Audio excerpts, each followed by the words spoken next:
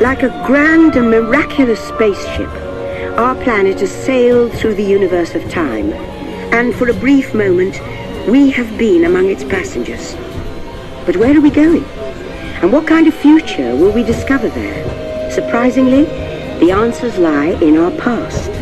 Since the dawn of recorded history, we've been inventing the future one step at a time. So let's travel back in time together.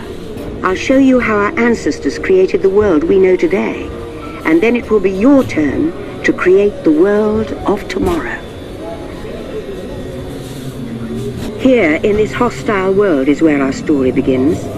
We are alone, struggling to survive, until we learn to communicate with one another. Now we can hunt as a team and survive together.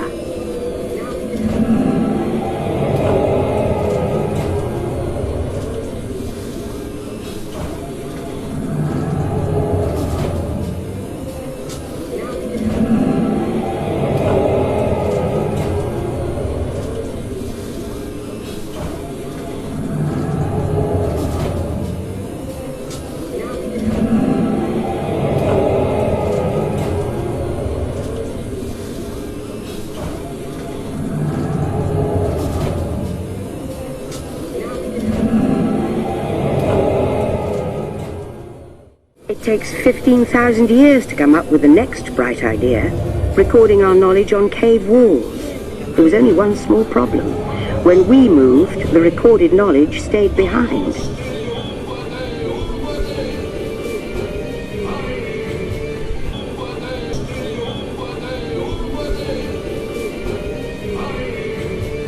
Now let's move ahead to ancient Egypt, because something is about to happen here that will change the future forever.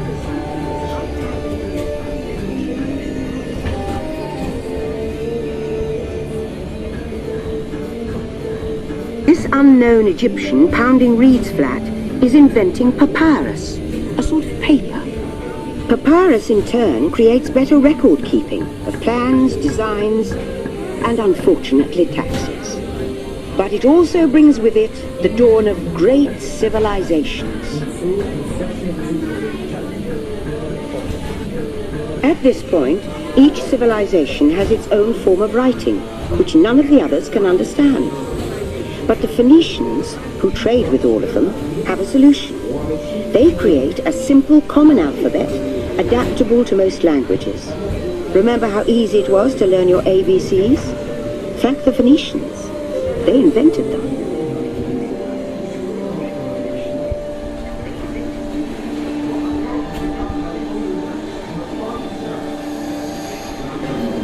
The ancient Greeks were great inventors of the future. First, they established public schools, and then began teaching an intriguing new subject called mathematics. And with math comes mechanical technology and the birth of the high-tech life we enjoy today.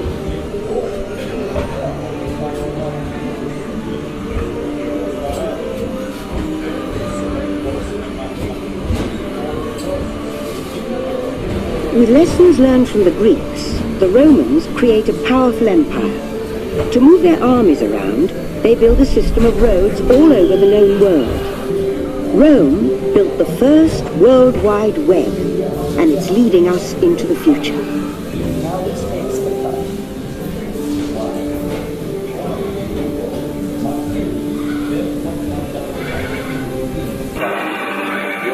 But then we hit a roadblock. Rome falls, and the great library of Alexandria in Egypt is burned.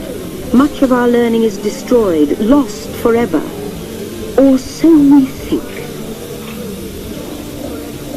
It turns out there are copies of some of these books in the libraries of the Middle East, being watched over by Arab and Jewish scholars. Call it the first backup system.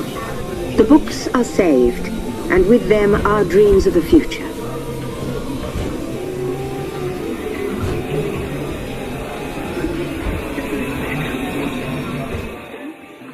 In the meantime, here in Europe, monks toil endlessly recording books by hand.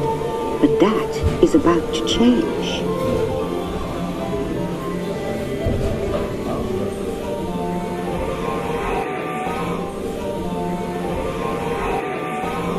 In 1450, Gutenberg invents the movable type printing press.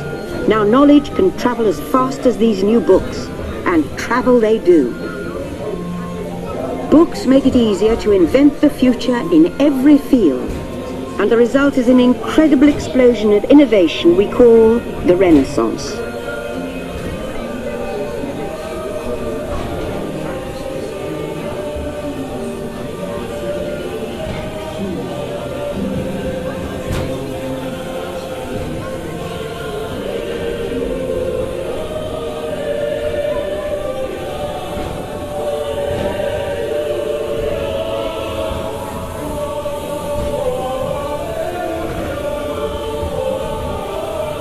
Books, it seems, were just the beginning. Now communication technology races headlong into the future, and soon people all over the world are sharing life's most important moments faster than ever before.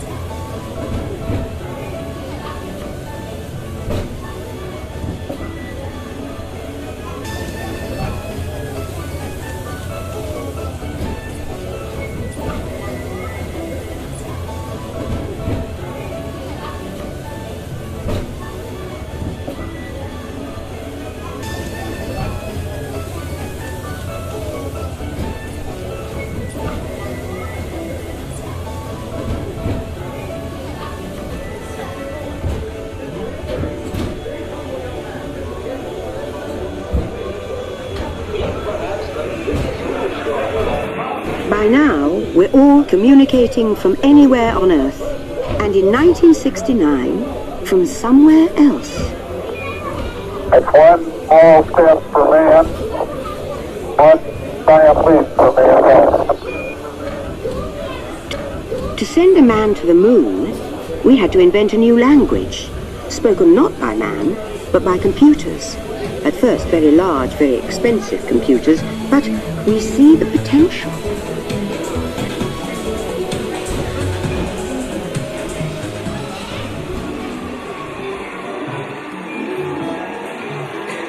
What if everyone could have one of these amazing machines in their own house? There's just one problem. They're as big as a house. The solution comes in, of all places, a garage in California. Young people with a passion for shaping the future put the power of the computer in everyone's hands. Together we form a super network that glows with billions of interactions. And once again, we stand on the brink of a new renaissance.